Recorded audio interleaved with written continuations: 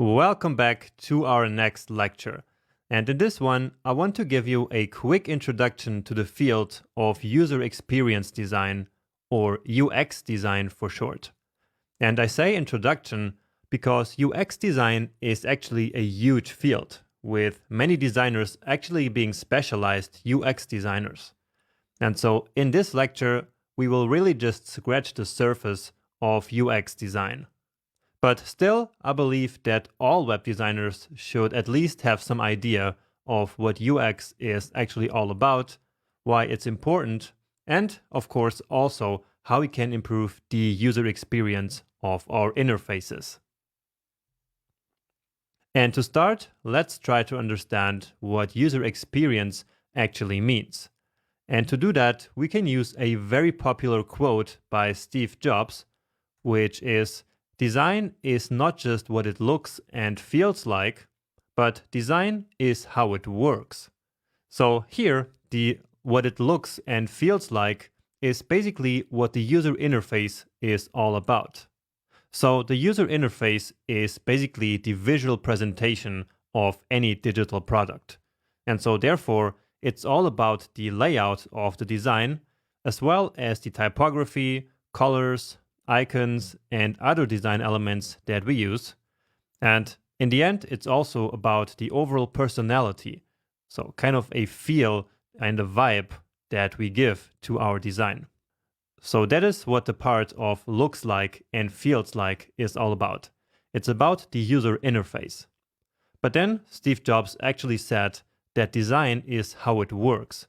And so that how it works is what refers to the user experience. So in a nutshell, user experience is simply the experience that a user has while they interact with a product. And so when we think about and design the user experience of a product, we ask questions like, does the application feel logical and well thought out? Or does the navigation of this app work intuitively? Or even questions like, are users actually reaching the goals that they wanted to achieve by using this product? And of course, that again only really scratches the surface. There is a lot more to do when we think about and when we design the UX. And speaking about design, let's now talk a little bit more about user interface and user experience design. So, as designers, we can of course design both the user interface and the user experience. So if UI means the user interface, then UI design is essentially what makes an interface beautiful. And in the same vein, if UX is the user experience, then UX design is what makes an interface useful and functional. That makes sense, right? And so this is what this lecture is all about. It's about learning some rules to design interfaces that are easy for your users to use.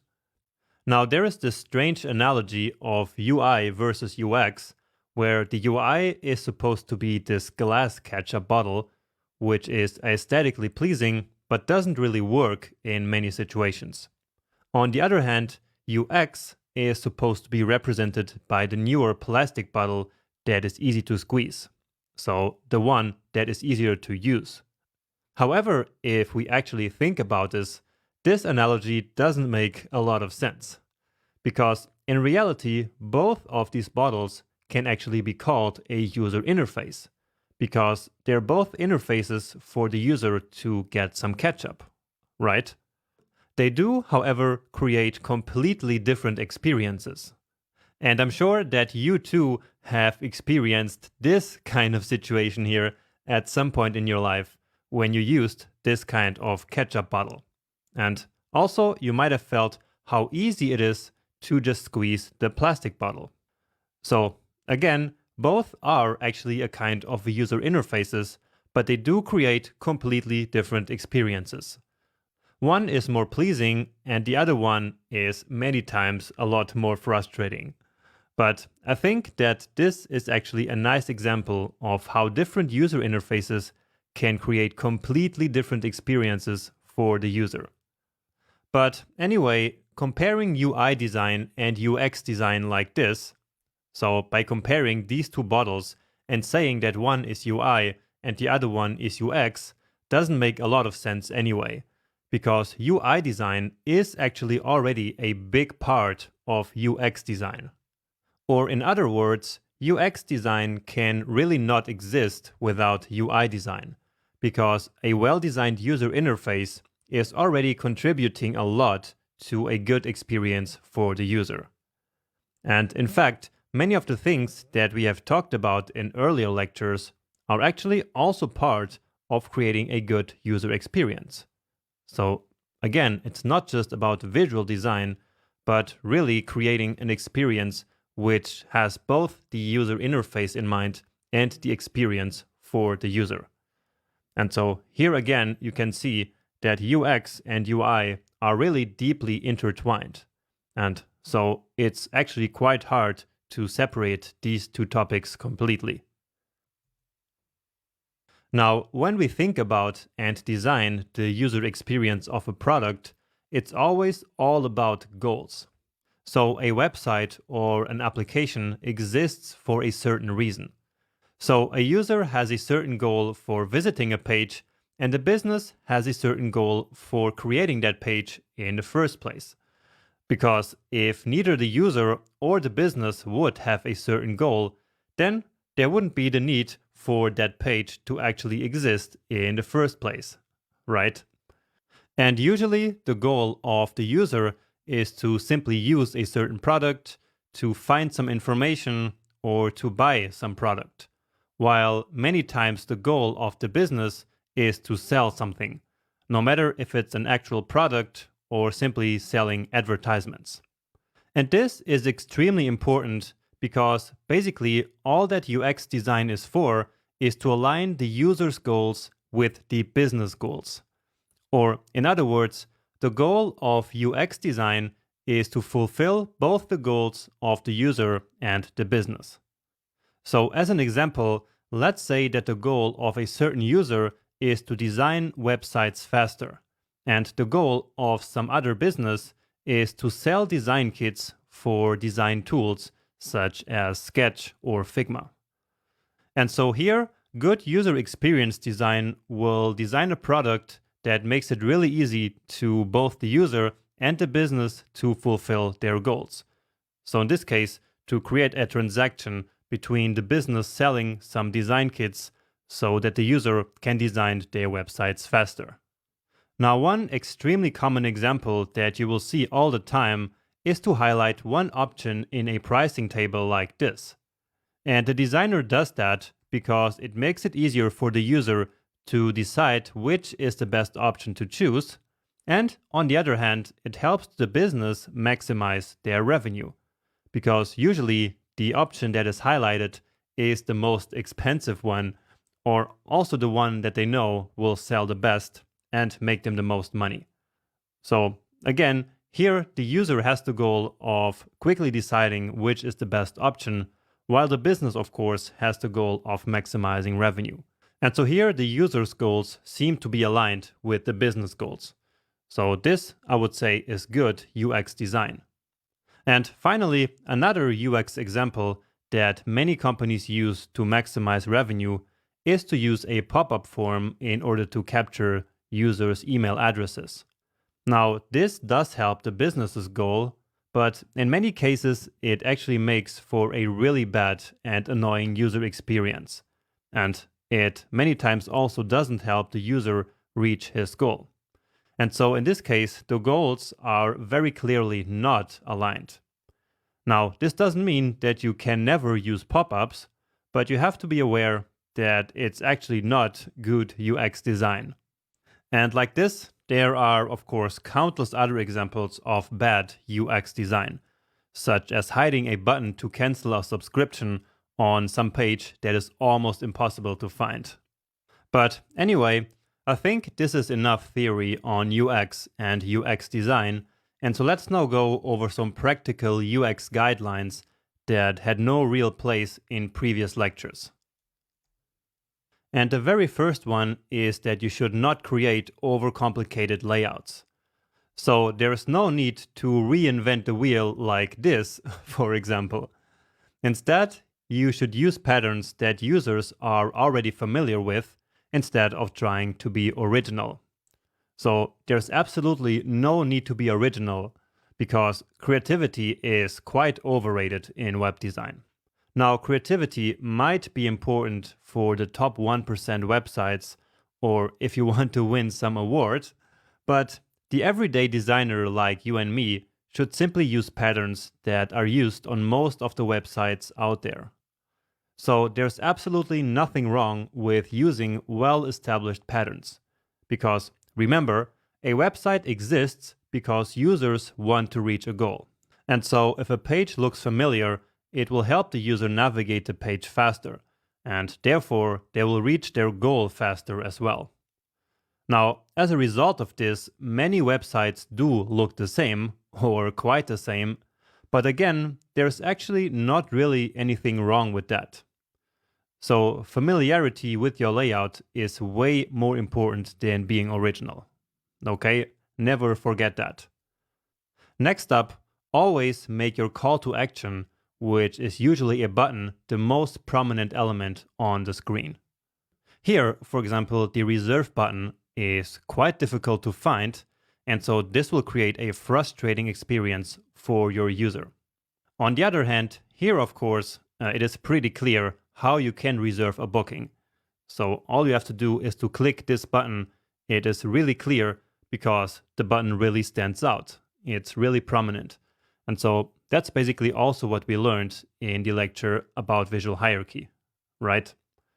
Also, make sure that the button describes exactly what will happen when the user clicks it, because this will, once again, make sure that your users can reach the goal faster and more easily. Now, the next rule is a very simple one, which is that you should use blue text and underline text only for links.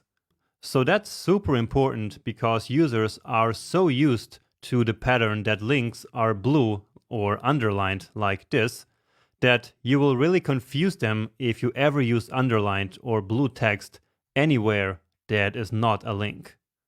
So in this second example, that blue and underlined United States text there very clearly looks like a link to you as well, right? But, well, here it is actually not a link. And so this is very confusing and frustrating, and so don't do that.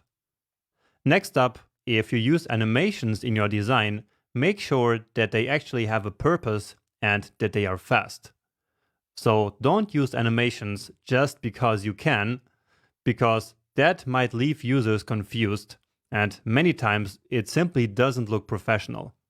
Also, make sure that your animations are fast, like between 200 and 500 milliseconds, because otherwise your users will perceive the interface as being slow and sluggish. So no one wants to wait for some animation to finish, right? Just take a look at this image here fading in for 2 whole seconds. That looked really sluggish, right? Like not professional. On the other hand, the next animation only takes 0.4 seconds, and that looks just right, if you ask me. So follow this rule whenever you do want to place animations in your design. Next up, when you design a form, it should be very easy to scan. And so in order to do that, you should align your labels and fields in one single vertical line, just in this example here. And another one about forms is that you should always offer good feedback for all the actions. So whatever happens after a form is submitted should clearly be stated in your interface, because otherwise that might be very frustrating. So for example, if this form here would successfully send an email, the user would expect to know that by the end, right? So you should display some kind of banner saying that your email has been sent. You should not just leave your user hanging and wondering if the email was actually sent successfully or not. And the final rule for usability of your interface is more about web applications, which is the law of locality. And what the law of locality says is that basically whenever you have a button for a certain action in your user interface, you should place that button wherever that will actually create an effect. So in this example here, which is a simple to-do list, a new task will be added to the end of this list. And so therefore, that is where the Add Task button is actually located. So this is what good UX for an action in a web application looks like, while bad UX design would be something like this. So having a button in a completely random place, which would then create an effect that is completely detached from the button's location. Now, of course, this doesn't really apply to the typical call to action buttons that we have on something like marketing websites, but I still find it important to mention these rules here anyway. Now, if you want to know even more like these, then please just let me know in the Q&A area of this video. But now we're actually quickly going to move on to some UX rules for the actual content of a website. And that's super important because the actual content is yet another area that really influences the way that users use your website. And so therefore, we really need a couple of rules for creating content that creates a good user experience. And first of all, what you should do is to write a very descriptive headline on your main page, which focuses on the keywords that best describe what your business actually does. So as always, here are a couple of examples of that. And if you read through these headlines, you will see that they actually really tell you what the business is all about, all in one sentence. Now, many websites are actually way too vague or even too fancy here. And so please don't do anything like this. So for example, if you just read the headline of this website, which says, "Join the solar energy revolution," well, what would that business really be about? So again, the main headline of the website should really convey what the business does or what the website is all about. Because once more, this will help your users reach their goal faster. Because how can they reach their goal if they are not even sure what the website is all about or what the business even does? Now, when you're actually deciding about the content of your website, make sure to only include relevant information and also to present it in an efficient way. So cut out all the fluff that you don't really need, like irrelevant images, text, illustrations, buttons, and so on and so forth. So everything that makes it onto the page should have a very clear purpose. And these two websites here actually do that really well. So you can pause the video and check them out if you'd like. Now, the reason why this is so important is that every time that we add an additional piece of content to the page, it will compete with all the other information that might be actually more relevant. And so in order to help your user understand what the product or the service is all about, make the content 100% clear and relevant. Now, this doesn't mean that your website needs to be like super minimal and completely stripped down to the bare essentials. But just make sure that you don't include any fluff content that doesn't really add to the overall message that you're trying to convey. And following the same line, you should also use simple words for the actual text. Everyone prefers to read text that is simple, so avoid complicated and smart-sounding words, and even more importantly, avoid technical jargon that might be relevant in your particular industry, but that your users might not even know about. So some people think that doing this makes them sound smart or knowledgeable in their field, but really what it does is to confuse your users, and you don't want that. And now, finally, because I know that you're probably tired of listening to me, so the last one is that if you have a long text, then make sure to break up that long wall of text using subheadings, images, block quotes, bullet points, and other things like that. And doing this is important because it will make the text actually look more interesting to read. If the user sees just one big wall of text, you can be pretty sure that they are going to just skip it. But if you do something like you see here on the right side, then that looks way more interesting. And so I believe that there will be a way higher user retention on this content. Okay, and that's actually it for this lecture. I hope that you found it useful and that you learned a couple of things, and especially new things, about this huge field of UX design. Again, we really just scratched the surface here, but this should be enough for a new aspiring web designer like you.